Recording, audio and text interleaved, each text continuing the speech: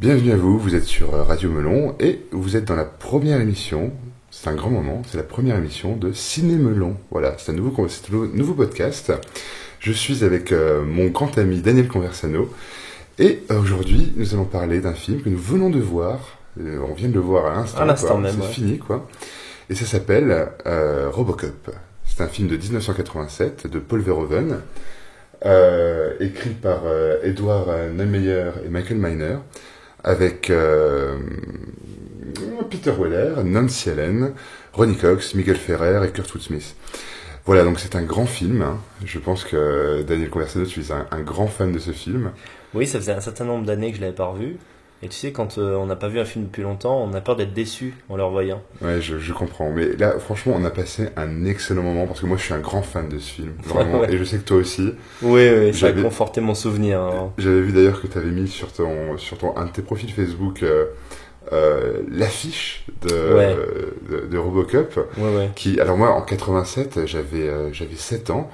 Et cette affiche m'avait traumatisé, quoi. Ouais. On voit Robocop, justement, qui sort d'une voiture de police, dans une sorte de posture magique, avec cette phrase, justement, de teasing qui disait 50% flic, 50% robot. Ah oui. Non, c'était 50% homme, 50% robot, 100% flic. Ah putain, je me souvenais plus du slogan. Moi, cette affiche m'avait traumatisé, quoi. C'était un de mes premiers grands souvenirs de cinéma, et j'avais vu le film beaucoup plus tard parce que j'étais trop jeune à l'époque pour Bien le sûr, voir. moi c'est pareil, j'ai dû le voir, je crois, en 94, 95. Ouais, quand t'étais, voilà. Mais on était quand même en dessous de l'âge légal, c'était interdit au moins de 16 ans, quoi. Ah, je me souviens très bien que, tu sais, c'est des films comme ça qui peuvent marquer toute une génération. C'est comme Massacre à la tronçonneuse, quand tu le regardes la première fois, tu t'attends pas du tout à la violence finale, quoi. Et moi, je m'attendais pas du tout à ce que Robocop soit aussi gore, quoi. C'est un film gore. Hein. C'est clair. La dernière fois, dans les Enfants terribles, t'avais parlé de Massacre à la tronçonneuse. Tu parles souvent de ce film, d'ailleurs. Oui. Mais on en reparlera. Mais c'est vrai qu'aujourd'hui, on va rester sur Robocop parce que pour nous, c'est un grand film. Et puisque voilà, on rappelle qu'on est quand même des nationalistes. Et que Robocop, il y a quand même quelque chose. Hein.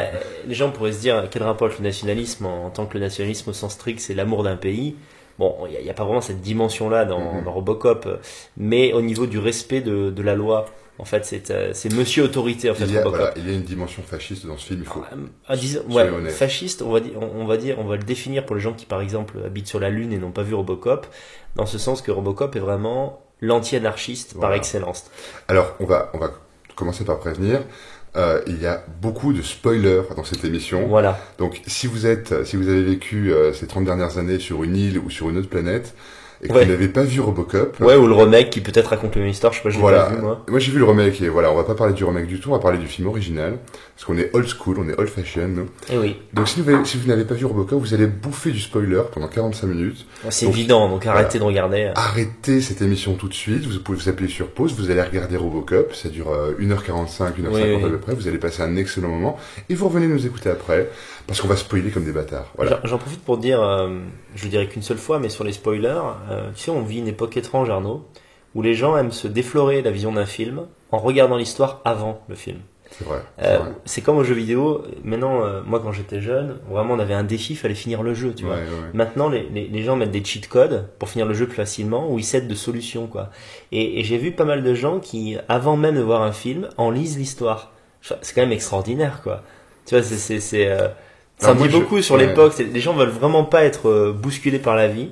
Ils sont dans un confort aussi intellectuel, ils veulent pas se faire violer par une scène auquel ils ne s'attendaient pas, alors que c'est tout le plaisir du cinéma, quoi. C'est vrai. Mais moi, je suis cinéphile, effectivement, je comprends pas les gens qui font ça.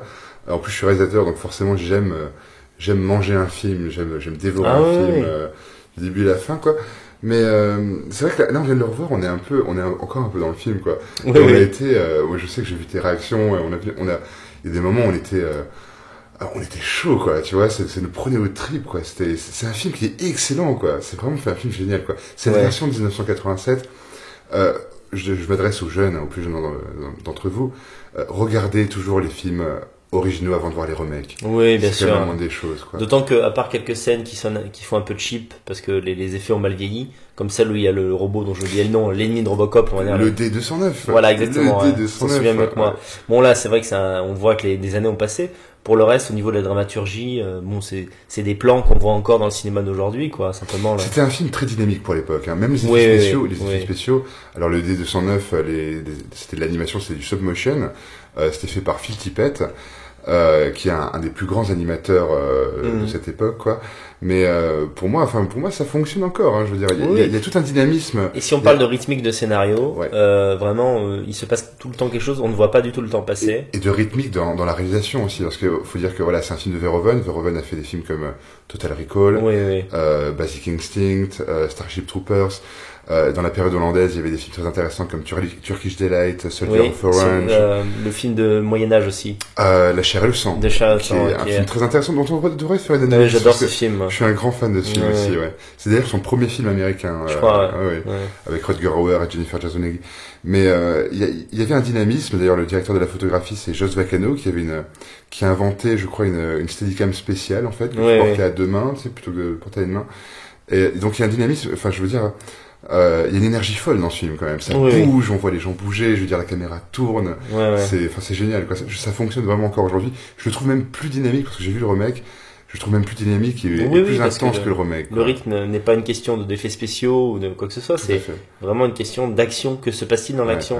Et par exemple, ce qui est remarquable, c'est que par exemple, moi quand j'étais gosse, j'étais persuadé qu'à un moment donné il y aurait une espèce d'histoire d'amour entre le robot et Nancy Allen, sa collègue flic. Et le scénario ne s'encombre même pas de cela. Il y a des petites allusions qui montrent qu'ils sont attachés l'un à l'autre, mais on glisse là-dessus. Vraiment, l'histoire c'est Robocop contre les méchants, quoi. Et c'est ça qui est cool parce que souvent dans les films d'action, t'as justement comme tu dis, le côté histoire d'amour qui ralentit un peu l'action, quoi. Et c'est nul à chier, quoi. Moi, j'aime bien, et c'est bien parce que le personnage de Nancy Allen, c'est un personnage fort, en fait. Ça montre que les filles, justement, elles peuvent botter des culs, quoi, tu vois.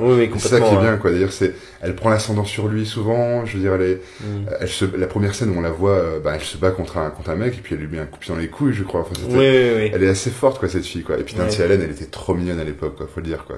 C'est vrai. Il y a deux écoles. Il y en a qui aiment pas. Moi, j'aime bien. Ah, moi, j'adore Nancy Allen. Elle a les cheveux courts, elle a une petite bouche et tout. Et puis cette manière qu'elle a de mâcher un chewing-gum et de faire des bulles, tu vois. C'est trop Pour moi, elle incarne vraiment l'inverse de la femme fatale. Tout à fait. C'est la nana qui te la fera jamais à l'envers.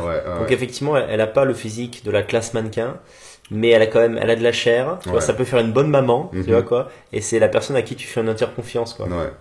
La première scène où ils se voient, d'ailleurs, c'est assez marrant parce que ils se retrouvent face à face, en fait, et une sorte de sourire. Mais il n'y a pas, comme souvent dans les films, une sorte de tension sexuelle ou un désir de séduire, tu vois. Non, c'est de la confiance. C'est de la confiance, c'est des partenaires, c'est des... On doit dire d'ailleurs qu'il n'y a pas du tout de sexe dans le film. Pas du tout. J'en avais un souvenir très sulfureux. Il y a des allusions sexuelles, il y a beaucoup d'allusions sexuelles. Mais il n'y a pas de scène de sexe, alors que Paul Verhoeven est quelqu'un de... Oui, qui a fait dans d'autres salles, dans d'autres films. C'est pas le sujet, donc là il s'est vraiment effacé derrière son sujet, quoi. D'ailleurs, je crois que Paul Verhoeven a quitté la Hollande parce que il ne trouvait plus de financement.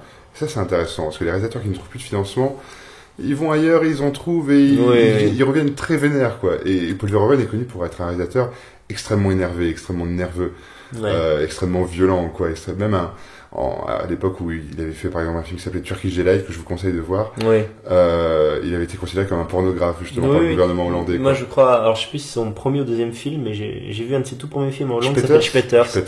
Il y a plein de sexe dedans. Il y a beaucoup de sexe. Je me souviens plus trop, mais je sais qu'il y a énormément de sexe. Ça m'avait un peu choqué à l'époque. On voit des pénis, on voit des choses assez folles, quoi. Avec Rutger Hauer d'ailleurs, c'était très intéressant. Donc voilà, donc on a vu Robocop et puis on va vous en parler alors, puisque c'est le principe de l'émission de Ciné Melon. Évidemment. C'est qu'on voit un film et juste après, à chaud, on en parle. Mais je te remercie d'en avoir eu l'idée parce que avant d'être natio, moi je suis cinéphile et j'ai toujours rêvé de faire ce genre de truc. Finalement, ça tient pas grand chose, mais il faut avoir la personne avec qui le faire. On a tous les deux une bonne culture, donc je pense qu'on arrivera à se... Il lance des compliments. Il est gentil. Et d'ailleurs, pour le prochain Radio Melon, ce sera le prochain Ciné Melon, pardon. On va faire ça avec Yann Mercado parce que Yann Mercado, on l'adore, quoi. Faut dire ce qu'il est, quoi. C'est notre copain. C'est notre copain. Puis il est génial, Yann Mercado, quoi. Yann Mercado, on t'embrasse, on te fait un gros bisou de là où on est.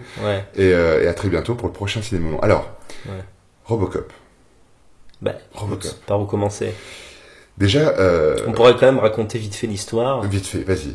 En deux mots, D'ailleurs, on sait pas trop exactement quand ça se passe. C'est dans une sorte de futur proche, hein, voilà, qui finalement est notre présent, un petit peu, on pourrait dire. Ça se passe à Détroit. Voilà, ça se passe à Détroit, dans une ville qui aujourd'hui est complètement détruite. On sait économiquement, c'est étonnant. Hein. Ce qui est intéressant parce que le Détroit de 2016 correspond au Détroit de ce film, quoi. Donc déjà, c'est assez, c'est vraiment l'anticipation exacte. Avec un futurisme qui échoue, c'est-à-dire que d'un côté il y a plein de fric, mais de l'autre côté il y a beaucoup de corruption, donc il y a beaucoup de délinquance, beaucoup de racailles, comme on dit aujourd'hui en France. Sauf que dans Robocop, il y a pas de blacks, il y a pas vraiment beaucoup de blacks qui sont les délinquants, quoi. On peut déjà évacuer la question raciale dès le début parce que il y a des blancs et des blacks des deux côtés. Voilà. Hein. Bon, là-dessus, il a pas pris beaucoup de risques, mais je pense que ça correspond à la réalité de l'Amérique d'aujourd'hui. Et ça correspondait aussi à la réalité de l'époque aussi. Le film a été fait en 87. Non, mais moi je suis en contact avec pas mal de nationaux blancs américains. Ils me disent qu'il y a un certain nombre de noirs qui vont voter Trump. Les noirs policiers. Évidemment. Tu vois, c'est évidemment. Quand tu veux intégrer, on va dire, un monde occidental, tu as compris que la règle de base, c'est l'autorité. C'est-à-dire qu'il y a des règles, il faut pas les transgresser, sinon une société n'est pas fonctionnelle, n'est pas viable.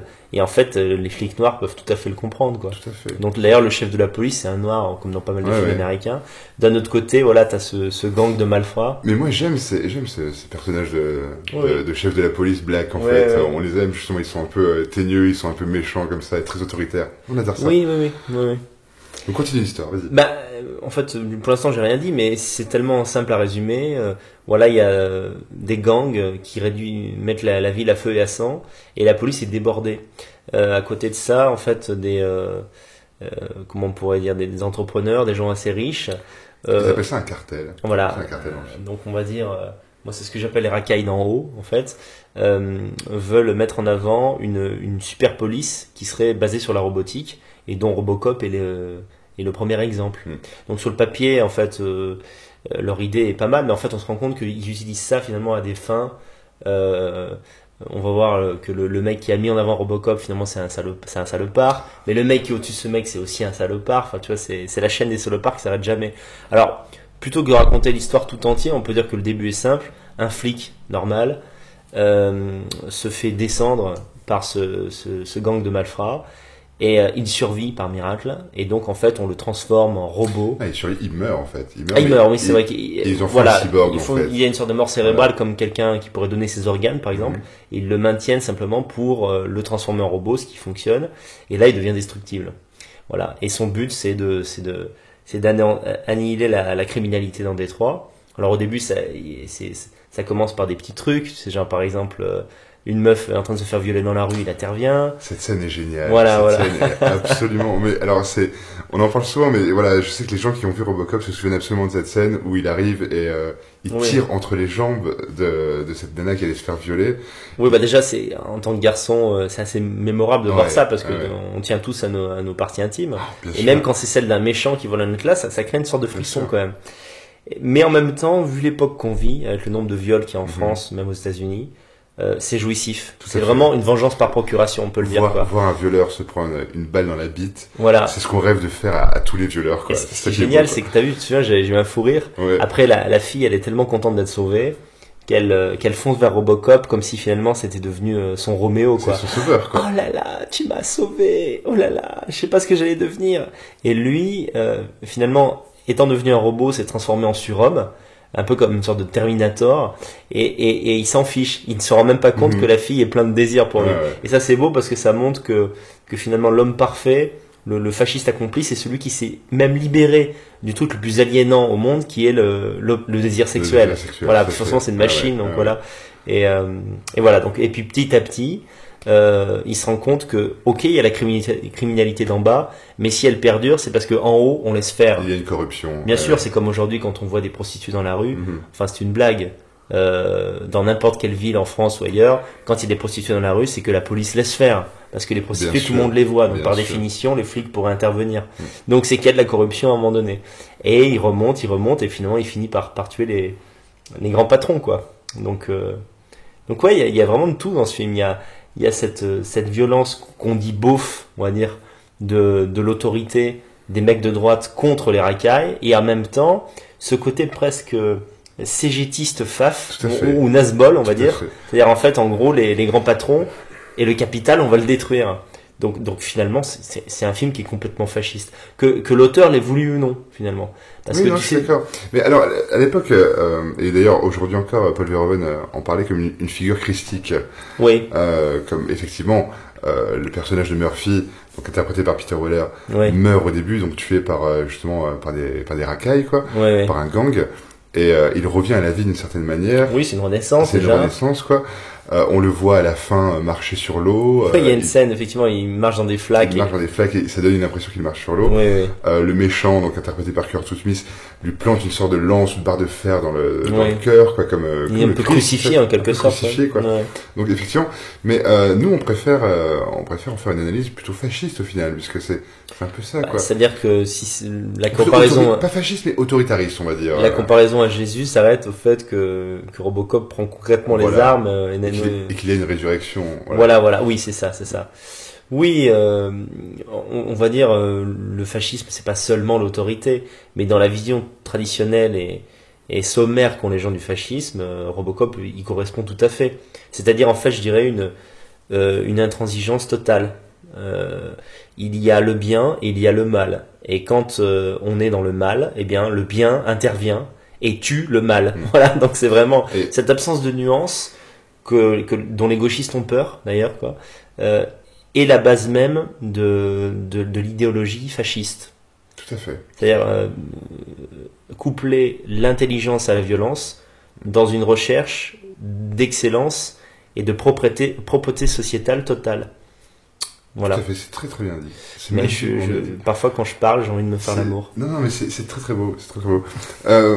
Là, tu m'as perturbé en fait. C'est franchement. Non, donc moi je me souviens quand j'ai vu ce film en étant gamin, et j'ai revu souvent. Hein, il passait souvent sur une chaîne que j'adore qui s'appelle RTL 9. Oui. On en parle souvent de cette chaîne. Qui passait 2 films tous les soirs. Combien de bonnes séries B j'ai vu là-dessus. C'était magnifique, cette chaîne était magnifique. Y compris des films érotiques. Aussi. Mais moi je sais que la scène, la mort de Murphy, en fait, ignoble. C'est quelque chose qui nous a tous traumatisés, quoi. Et d'ailleurs on a vu, il y a 2 versions du film. Il y a une version qui est un petit peu censurée, légèrement censurée, quelques plans qui ont été raccourcis, qui ont été coupés. Et nous on a vu la version non censurée, quoi. Ouais. Et donc c'est beaucoup plus violent en fait. Quand Murphy meurt, ça dure un peu plus longtemps. Il y a quelques plans en plus. On le voit perdre un bras, par exemple. Ce qu'on ne voit pas dans la version censurée. C'est abject, quoi. Et on voit une scène où il prend une balle dans la tête, quoi. On le voit. Et on le voit de face, quoi. D'ailleurs, c'est un effet spécial magnifique. Des effets spéciaux, analogiques à l'époque. Il n'y avait pas d'image de synthèse, quoi. Ça aussi, il faut le rappeler. On le sent d'ailleurs. Hein, on le sent, on le sent que c'est. Et des giclées de sang qui sont énormes, quoi. Je veux dire. Oui. Cette scène de fusillade dure extrêmement longtemps. Je veux dire, c'est extrêmement cruel, quoi. Moi, je sais que j'ai toujours été traumatisé, et on l'a vu tout à l'heure. On était, ça nous a fait quelque chose, quoi. On savait qu'il allait se passer ce qu'il allait se passer, mais on l'a vu des centaines de fois, ce film, mais c'est terrifiant. À chaque fois, je ressens quelque chose quand je vois cette scène. Comme je disais tout à l'heure, là, quand on fumait une clope sur le balcon, c'est que, pour moi, ce Murphy, là, c'est la figure du père WASP américain, c'est-à-dire le bon gars qui protège sa famille et son pays. Le shérif, le cow-boy. Et il se fait... ce qu'on ignorait, on ne savait pas, moi quand je l'ai regardé, je savais pas du tout. C'est con, hein, parce que tu veux dire, l'affiche c'était Robocop, mais j'avais aucune idée que c'est lui qui allait devenir Robocop. Et quand il se fait tuer, j'ai vraiment été surpris, premièrement, de la mort d'un héros aussi rapide, un peu comme... C'est vrai que ça arrive au bout d'un quart d'heure, le héros meurt au bout d'un quart d'heure. Toujours un peu surprenant, c'est comme dans Psychose, quand la meuf elle meurt à la moitié, c'est étonnant, quoi. Et là, il meurt très tôt, et moi j'ai vraiment la sensation, c'est comme si mon père était mort, en fait, quoi. C'est-à-dire que vraiment, c'est... Tu perds tes repères, c'est-à-dire le gentil est mort. Merde, qu'est-ce qu'on fait? D'ailleurs, très vite, on apprend que le héros a un fils et qu'il fait, par exemple, le geste de, il range son comme les cow-boys, il range son pistolet dans son holster, comme un voilà, en le faisant tourner comme un cow-boy et tout, pour impressionner son fils, ce qui le rend encore plus attendrissant en fait, notamment vis-à-vis du personnage et vis-à-vis du spectateur et vis-à-vis du personnage de Lewis qui est interprété par Nancy Allen en fait. Les scènes émotionnelles sont rares, mais elles sont bien dosées et elles fonctionnent. Avec la musique en plus qui est... La musique de Basil Polidoris qui est absolument géniale et qui nous fout des frissons. Moi, j'ai eu des frissons tout à l'heure en écoutant cette musique, quoi. C'était super. Parce qu'on l'a regardé dans de bonnes conditions, sur un grand écran. C'est ça. Je vous encourage d'ailleurs à regarder vos films ne regardez pas vos films sur vos ordinateurs, regardez vos films sur un grand écran, avec un bon son, si possible en Blu-ray, c'est toujours plus impressionnant, quoi. Et on l'a regardé dans ces conditions-là et c'était... Ouais, c'était bien. C'était super, quoi. Et alors cette scène est terrible, quoi. Je veux dire, c'est un peu... parce qu'on l'a tous vu, soyons honnêtes, hein, on l'a tous vu. On était trop jeunes pour voir ça, quoi. Ouais, ça fait partie de ces trucs. Mais tu sais, c'est des trucs qui ont surpris nos propres parents. Ouais. Je pense que quand nos parents nous mettaient devant Robocop, ils auraient pas pu imaginer qu'il y avait des scènes aussi gore. Avant celle-là, on peut quand même parler du test de ce robot-là, D119. Le ED209, bien sûr. Le ED209, où on a un modeste employé qui se fait éclater. Bon, c'est au tout début du film, donc vous verrez, hein, même si ça vous plaît pas, vous verrez ça au bout de 5 minutes. Cette scène avait été aussi raccourcie dans la version oui. Parce que ça dure longtemps, je veux dire, il se prend une flopée de balles, quoi, c'est affreux. Tout à coup, c'est du Sam Peckinpah, c'est la horde sauvage, ça ne s'arrête pas. Et ce que j'aime dans ce film, c'est les éclats de balles, c'est les éclats de, tu vois. Oui. C'est dégueulasse, quoi. On voit vraiment des morceaux sortir, c'est l'époque où c'est très excessif, quoi. Plutôt que du numérique avec After Effects, on mettait des poches de sang. Et malgré tout, c'était plus impressionnant. On appelait ça des squibs, en fait. Et c'est vrai que moi, je suis très j'allais dire nationaliste, très nostalgique des squibs au cinéma. J'aime voir ces giclées de sang, j'aime voir des grandes flammes sortir des flingues, en fait. Est-ce que Tarantino n'est pas le dernier à rester un peu là-dedans? Il a fait ça il fait beaucoup ça dans ses films. Et j'ai l'impression que plus il fait des films et plus les giclées de sang sont énormes, en fait. Oui. Je crois qu'il a besoin lui aussi de revoir il veut revenir un peu à ce côté viscéral. Tout à fait. Du cinéma d'action des années 80-90. Tout à fait. Donc cette scène de la mort de Murphy, je veux dire, c'est un peu comme... pour moi, c'est un peu une sorte de bar mitzvah, tu sais, quand on est gamin, on voit cette scène, on devient un homme après, quoi, tu vois. Pour moi, j'ai vécu cette scène comme une sorte de dépucelage sur la violence, quoi. En fait, ça montre bien le caractère implacable de la méchanceté humaine. Tout à fait. C'est-à-dire que parfois tu vas faire des ennemis qui sont plus forts, ou en tout cas qui veulent te réduire à néant. Et voilà, quoi. C'est ce qui se passe avec Murphy, quoi. Donc ça te transforme, en fait, en adulte qui prend ses responsabilités. C'est-à-dire que oui, en face, on a ça. Donc on a intérêt de se bouger le cul, quoi. Ouais. Et donc voilà, alors Murphy meurt et il le change Robocop. Voilà, il le transforme. Il le transforme, et d'ailleurs toute la partie où la naissance de Robocop, en fait, c'est en vue subjective, c'est en vue à la première personne. Oui. Et c'est assez marrant d'ailleurs de voir. Il le respecte, à aucun moment il le respecte, quoi. C'est-à-dire que c'est un bout de chair, c'est même plus. Oui. Il lui reste un bras, on a réussi à sauver un bras. Couper le bras. Non, mais il faut dire aux gens que c'est un film très cynique. Très cynique. Autant il y a des films des années 80 qui ont mal vieilli parce que, tu sais, c'est l'époque où dans les films d'action on faisait beaucoup de blagues. Oui. Par exemple, récemment j'ai revu Speed, tu vois, avec Speed, qui est un très bon film d'action, hein, mais qui malgré tout met de l'humour à des moments vraiment grotesques. Mais Speed, ça a été réalisé par Jan de Bont, qui était un directeur photo de Paul Verhoeven, d'ailleurs. C'est aussi cette vague de Néerlandais qui ont fui la Hollande pour aller travailler à Hollywood. Oui, exactement. J'adore Speed, hein, c'est un très bon film. Ouais, ça fait... Sandra Bullock, toute mignonne. Toute la partie où ils sont dans le camion, tu vois, c'est très très bien. Et donc, faut dire aux gens que les prévenir que même encore pour un enfant d'aujourd'hui, je trouve ça assez gore. Hein, mais même pour nous, c'était gore tout à l'heure. Hein. Ouais. Même pour nous, je veux dire, moi j'ai. On n'est plus habitué à avoir une violence aussi froide. C'est vrai. Et aussi cynique, qui fait mal au cœur, tu vois. Aussi excessive, c'est une violence vraiment excessive. Aujourd'hui, quand les gens meurent dans les films, la plupart du temps, on en a rien à faire. Alors que là, quand c'est un méchant dans Robocop, on ressent une profonde émotion. Un gentil, pardon. Et quand c'est un méchant, Verhoeven fait en sorte de rendre sa mort atroce, de manière à nous en dégoûter, comme quand le mec il se fait brûler à l'acide, tu sais, vers la fin du film, il se transforme en monstre, ça n'a plus de sens. Voilà, quoi. Les méchants sont particulièrement immondes, quoi. Oui. Le chef, interprété par Kurtwood Smith, il est dégueulasse, quoi. Oui, Bodyguard, Clarence Bodyguard. Ouais, c'est le salaud intégral, il joue super bien d'ailleurs. Mais je veux dire, il arrive à un moment donné, je sais pas, au bureau de son boss, là, et puis il sort un chewing-gum, il le fout sur le panneau de la secrétaire, comme ça. Oui, c'est le... Il garde le chewing-gum, enfin, tu vois. C'est le mec qui en a rien à foutre, quoi. Il arrive, il se fait arrêter et tout, et puis il crache une gerbe de sang sur un formulaire, tu sais, quand il arrive au commissariat et tout. Ce mec est répugnant, quoi. Et on aime détester ce genre de personnage, quoi. Ouais, c'est un vrai méchant authentique. Un vrai méchant authentique. D'ailleurs, dans la scène plus tard où il se fait arrêter dans l'usine de cocaïne, Robocop le prend et le fait passer plusieurs fois à travers une vitre, où il se fait découper le visage en fait. C'est extrêmement cruel, je veux dire, c'est extrêmement fasciste d'ailleurs de traiter un criminel de cette manière, quoi. Oui, c'est vrai, d'être intraitable en fait. Mais ce que j'aime bien aussi, c'est que il met très longtemps à mourir, ce mec. Il y a plein d'occasions où il peut mourir. Et finalement, c'est vraiment la toute fin. Et moi, je me souviens, je pense que c'est volontaire.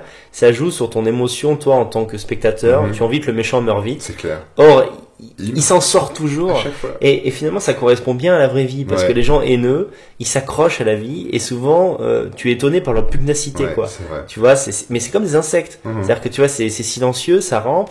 Et puis, t'essayes de le tuer, ça se carapate et ça va à l'autre bout, quoi. Et c'est vraiment l'incarnation du mal, quoi. Tout à fait. Il y a d'autres méchants d'ailleurs, parce que c'est pas le seul méchant, lui, c'est le méchant incarné justement dans le criminel en fait, mais dans le cartel, dans l'OCP, il y a donc le personnage de Ronny Cox qui crée le D209. Oui, parce que quand on dit cartel, il faut dire aux gens ce qu'on appelle l'élite. Voilà. L'élite qui décide de qu'est-ce qui est bon pour une ville, qu'est-ce qui n'est pas bon pour une ville, qui vit dans des gratte-ciel. Voilà. Qui décide de rénover une ville et qui décide qui contrôle la police. Il y en a pas un pour sauver l'autre. C'est clair. Parce que même dans les petits niveaux, en fait, ils sont tous prêts au moindre coup de pute pour monter d'un grade. Et c'est un peu, je crois que c'est une métaphore sur le capitalisme en fait, sur cet excessisme dans le corporatisme qui fait qu'on est capable de tout faire pour avoir la meilleure place. Oui. D'ailleurs, je crois que c'est la 3e fois que je vois le film. Je l'avais vu gamin. Après, je l'avais revu quand je. 3e fois seulement. Ouais. Si.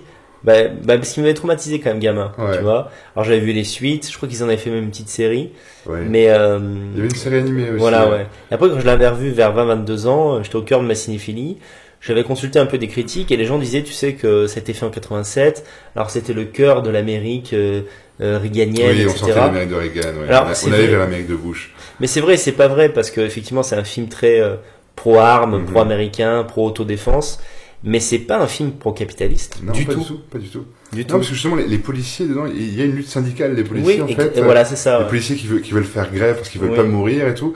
On voit les mecs. Et c'est la robotique au service du peuple. Tout à fait. Tout à fait. C'est vraiment ce que nous on ferait. Moi, si j'étais au pouvoir, tu vois, si j'étais dictateur, je ferais des flics comme ça. C'est d'ailleurs très japonais comme délire de mettre justement des robots justement au service de la population. Non mais tout à fait. Tu vois, le remake, ils auraient dû le donner à un japonais. Tout à fait. Ils auraient dû le laisser, ou à un coréen, ils auraient dû laisser faire ça à Park Chan-wook. Tu vois, ça aurait donné un super film. Non, mais il aurait fait un truc un peu destroy. Mais c'est tout à fait japonais. Ça ressemble au caractère péremptoire et à l'absence de nuances qu'il pouvait y avoir dans les jeux, dans les dessins animés style Akira, etc. Ou dans les jeux de ninja, tu sais, sur NES et tout. Où en fait, moi je sais qu'il y a un jeu que j'adore, j'en parle parce que j'ai plusieurs amis qui adorent ce jeu, c'est Ninja Gaiden. Gaiden, bien sûr. Tu connais Ninja Gaiden ? Bien sûr. Les musiques sont incroyables dans le jeu. T'as l'impression que ça a été fait par un samouraï, tu vois quoi. Et c'est marrant que tu parles d'Akira, parce qu'Akira est sorti genre un an après, en 88. Et c'est cette époque, c'est l'époque BD, c'était l'époque comics, c'était l'époque... Ça nous a sauvé notre life, ça. Ça nous a sauvé notre enfance. C'est d'ailleurs ce que un de nos invités dans il nous avait dit dans le podcast Les Enfants Terribles que j'anime aussi et dont tu étais là. Exactement. Qui sera diffusé peut-être après, ça n'a aucun sens, mais enfin c'est pas grave. Ou avant, on ne sait plus. Voilà, le temps n'existe plus sur Internet. On s'en bat les couilles. On s'en bat les couilles littéralement. Mais donc c'était notre invité donc Teddy. Teddy Perez que nous saluons d'ailleurs. Teddy Perez qu'on salue. Qui nous disait qu'effectivement les mangas et les animés des années 80. Donc je pense à Nicky Larson, Ken le Survivant, Robotech, Goldorak, Albator ont un peu sauvé notre enfance. Les Chevaliers du Zodiac, Lucie l'amour et rock'n'roll, Jeanne et Serge. Oui, bien sûr. Toutes ces choses qui étaient très mal traduites, très mal adaptées en France, on en convient. Mais c'est un peu, effectivement, il disait que ça a sauvé notre enfance et c'est vrai. Bah oui, parce que c'était des modèles l'enfant a besoin d'ailleurs c'est dit dans Robocop, les enfants ont besoin de modèles. Tout à fait. Et, je pense qu'il y a une notion innée du bien et du mal chez l'enfant. D'ailleurs, quand on parle de cinéma, d'un point on rebondit sur d'autres films, mais je pense à une scène, tu sais, du film L'Enfant Sauvage de Truffaut. Oui. Où, tu sais, il est génial. Mais bon, je voulais te parler d'une scène particulière où en fait Truffaut explique que lorsqu'on punit un enfant pour de bonnes raisons, il accepte la punition. mais quand on le punit à tort, il se rebelle. Ce qui signifie que l'enfant a un sens inné de la justice, de ce qui est juste et de ce qui n'est pas juste. On n'a même pas besoin de l'enseigner, tu vois. On sait que faire du mal aux autres, c'est mal. Et il y a vraiment cette notion-là dans le film, quoi.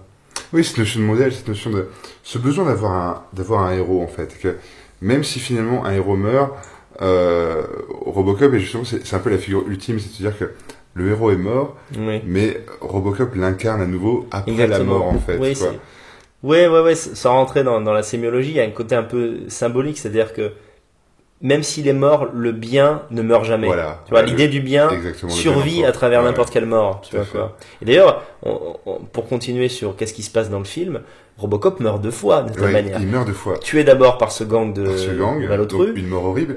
Et après, en tant que robot, voilà, pour des raisons un peu complexes à expliquer, il devient l'ennemi numéro 1. Bien sûr. Et c'est une autre scénario d'ailleurs où il se bat contre le D209, quasiment dans le même bureau, même gratte-ciel justement que la scène du début, et il se retrouve ensuite donc dans un parking souterrain, donc vraiment en enfer, sous terre quoi. Pour ceux qui n'ont pas vu le film, en fait, vous expliquez que tout à coup, il a la police à dos alors que lui-même est policier, parce qu'il s'est attaqué à un intouchable. Un peu l'équivalent, si un flic commence à essayer de tuer Attali, il va avoir toute la toute la police française contre lui, quoi. Laissez Attali mourir, les flics, laissez-le mourir. Voilà.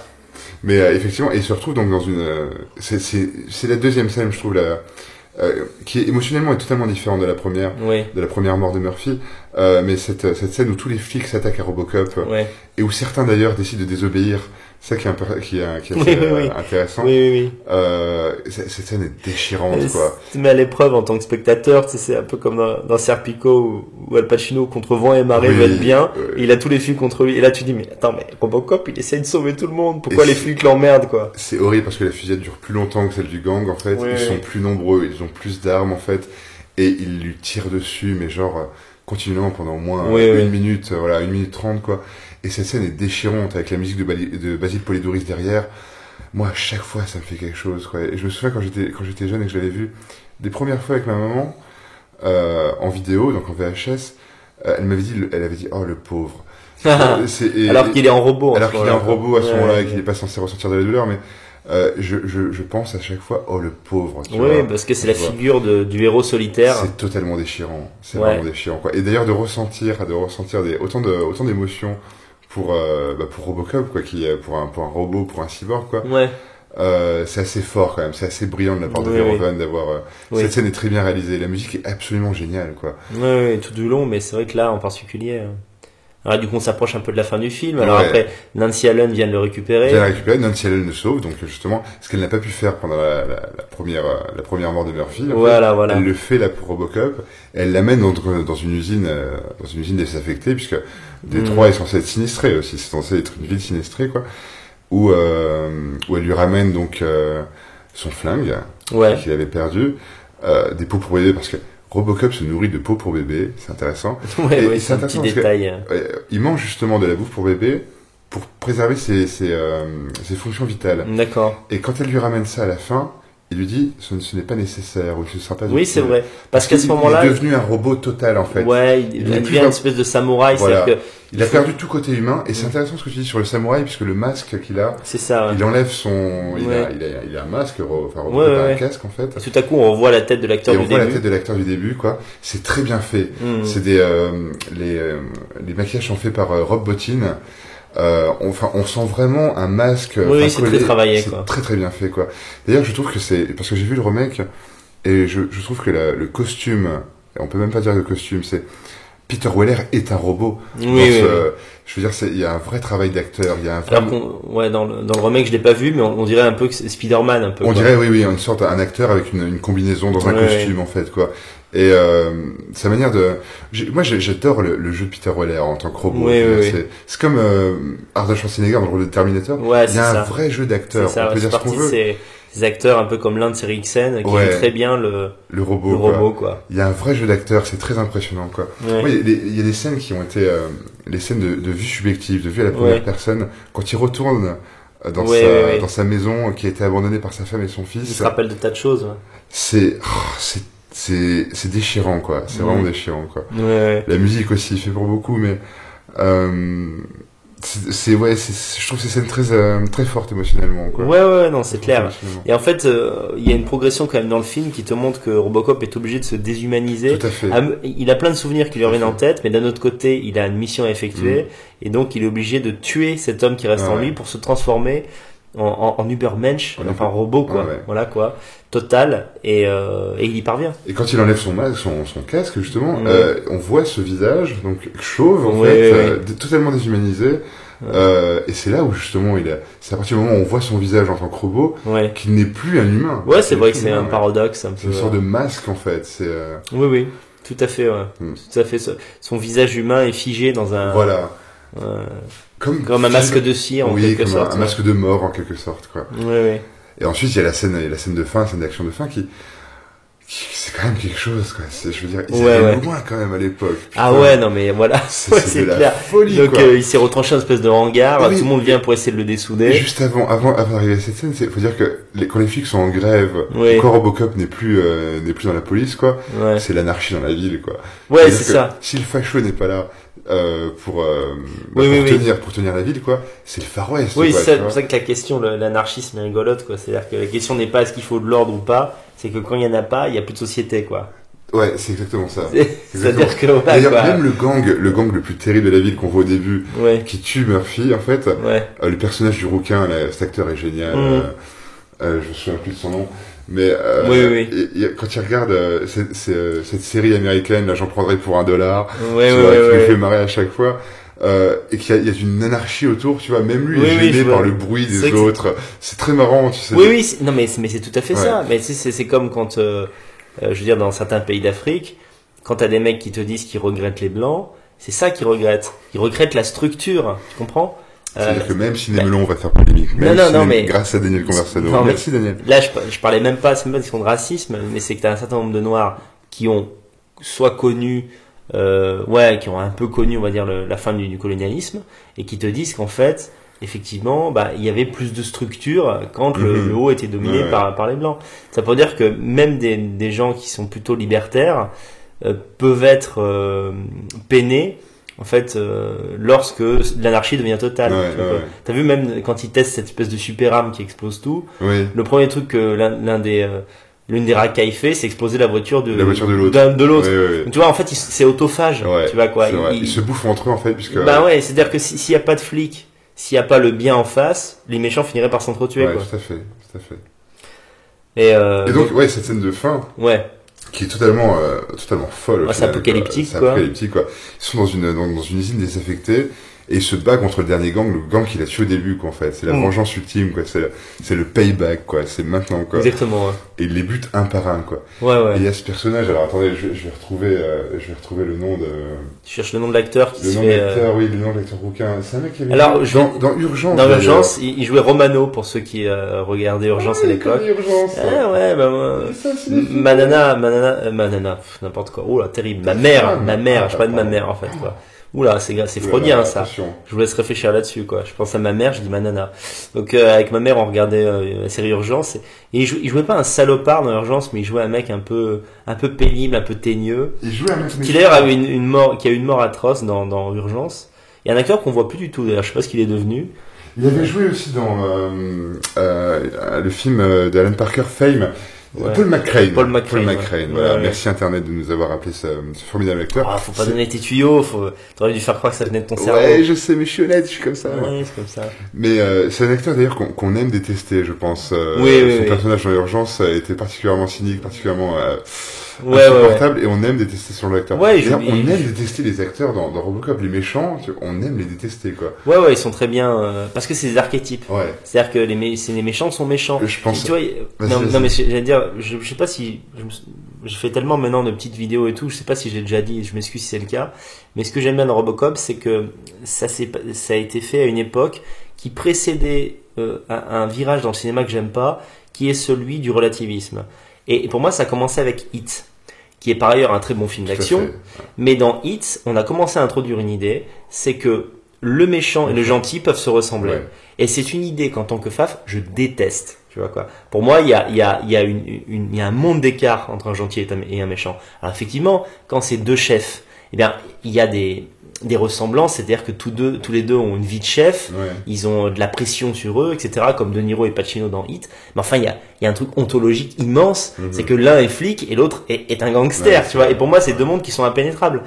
Scorsese nous a refait un peu le coup avec Gang of New York. Ouais, tu vois, à la fin de Gang of New York, Daniel Day-Lewis et DiCaprio, voilà, presque se tendent la main et disent finalement on n'est pas si différents. Dans une autre vie, on pourrait être potes. Et moi, j'aime pas ça. Alors que dans Robocop, il y a une opposition totale. Totale. Tu vois, Quand... les méchants, même dans une vie antérieure, ils étaient méchants. Ouais, tu vois, ouais. c'est l'éternité du mal qui est figurée dans le film. Et ça, j'aime bien. Moi, j'aime bien. J'aime beaucoup aussi. Je me souviens de la scène où la première sortie de Robocop, justement pour combattre le crime. Il y a un braquage dans une sorte d'épicerie en fait. Oui. Et il dégomme donc le mec en tordant le canon, tu sais, de sa mitraillette quoi.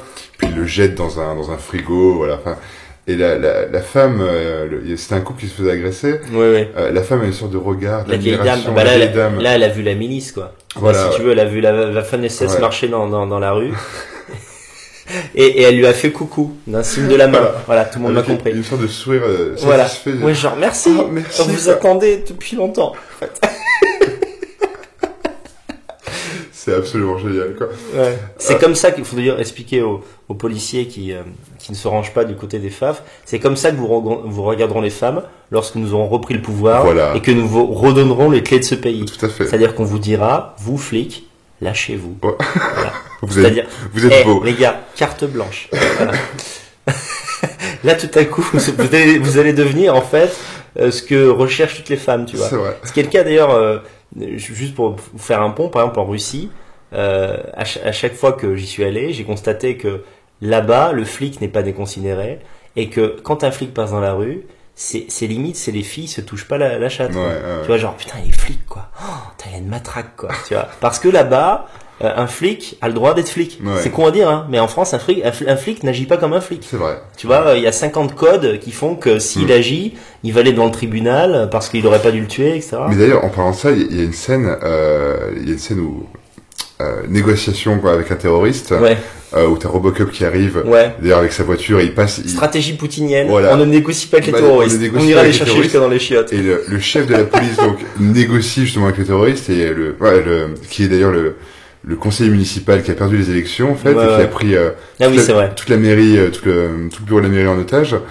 Et donc on voit Robocop qui arrive et qui avec sa voiture, donc il y a une sorte de cadence et qui détruit la ligne de démarcation. Oui, la petite ligne jaune qui genre rien à foutre quoi, tu vois. C'est-à-dire que l'important c'est que la justice soit rendue. Voilà. Mais... Il arrive, il monte et tout, et pendant ça là, ça m'avait fait marrer.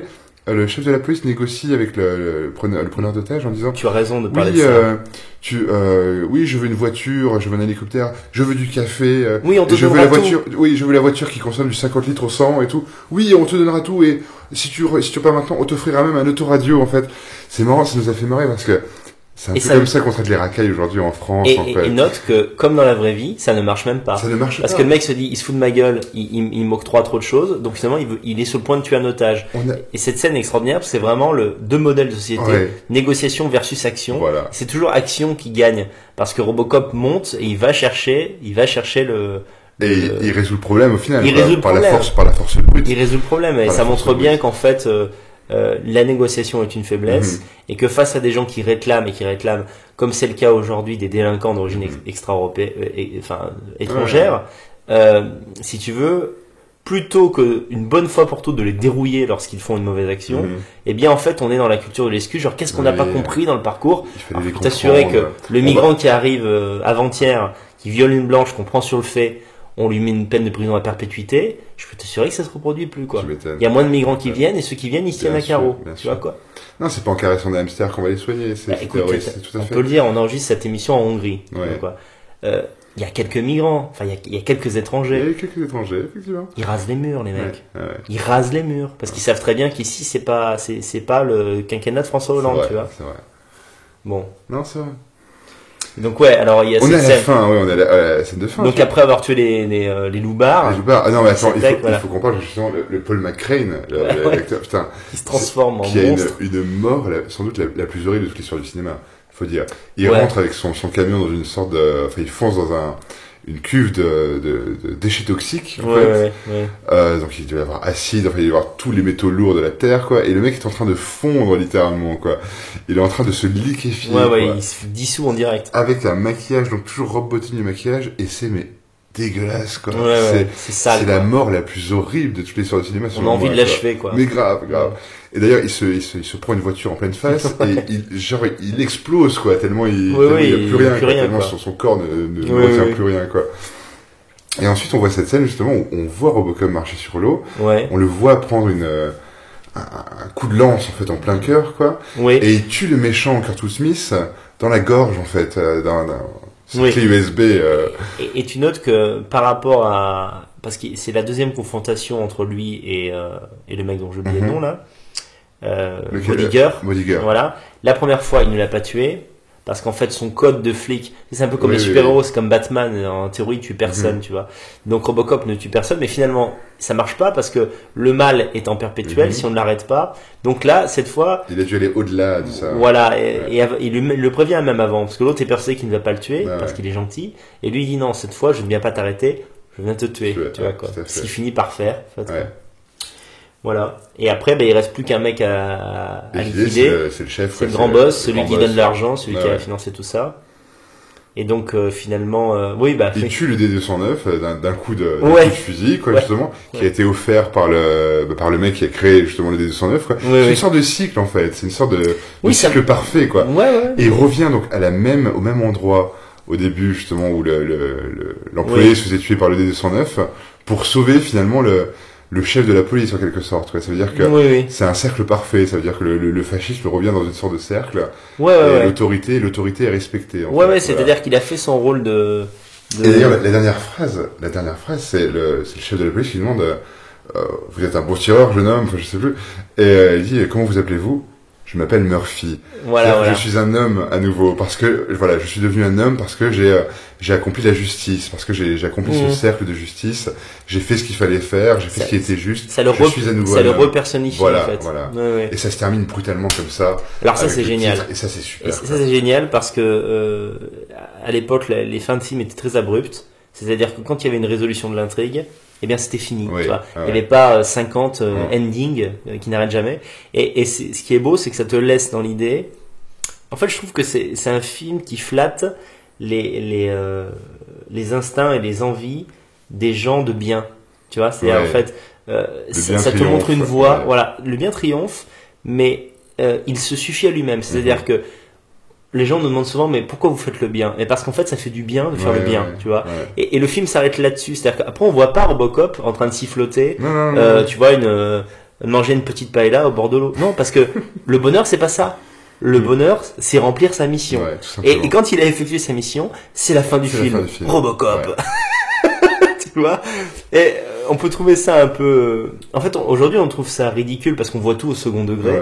Donc on se dit, ah putain, les mecs, ils savaient pas comment finir, ils ont fini comme ça. On est dans une époque de cynisme, on n'est pas dans une époque... Mais non, mais alors qu'en fait, l'intrigue est terminée, quoi. L'intrigue est terminée, c'est terminé. T'aurais fait ça durer plus de 5 minutes encore, et ben ça aurait été trop. Ça aurait été trop, tout à fait.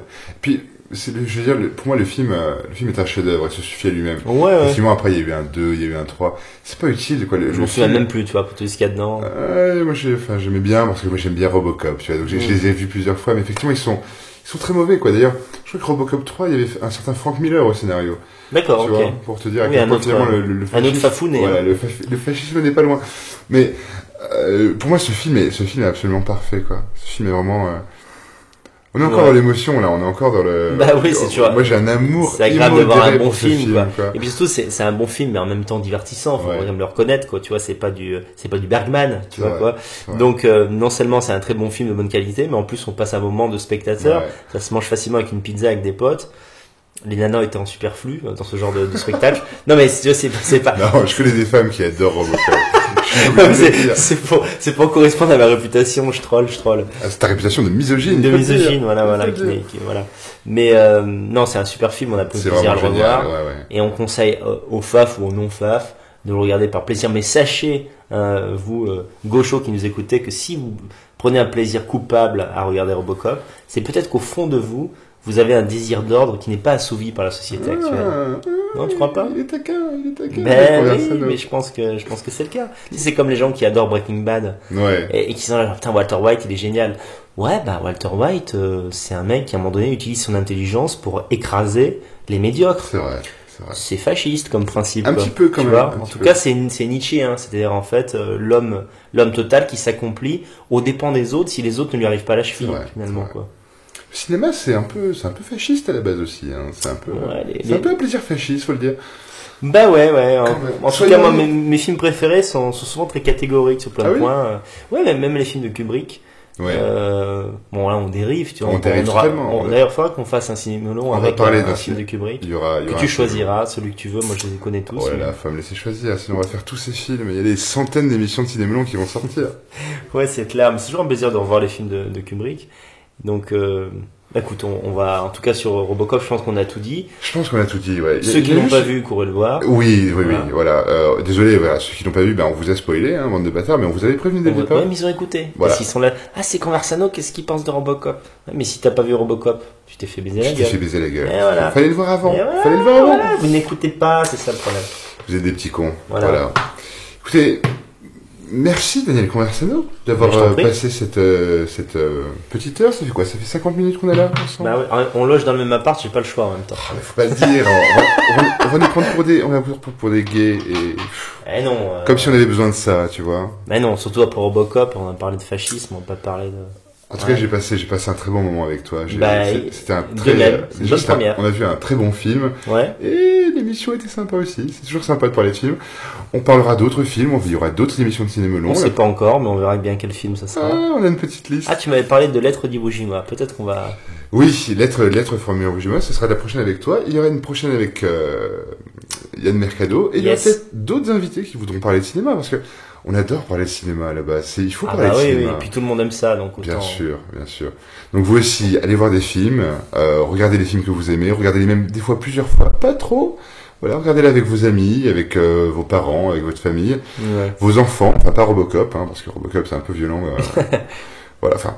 À part si vous avez un gosse vénère qui joue aux cow-boys et aux indiens à 12 ans, bon là, allez, lancez du Robocop, quoi. Mais le cinéma est un plaisir, donc voilà, regardez les films, aimez les films, et puis on va dire au revoir, Daniel Conversano. Oui, au revoir à toi Arnaud, et à bientôt les gars. Et puis à la prochaine fois sur Ciné Melon ou sur Radio Melon. Voilà. Ah oui.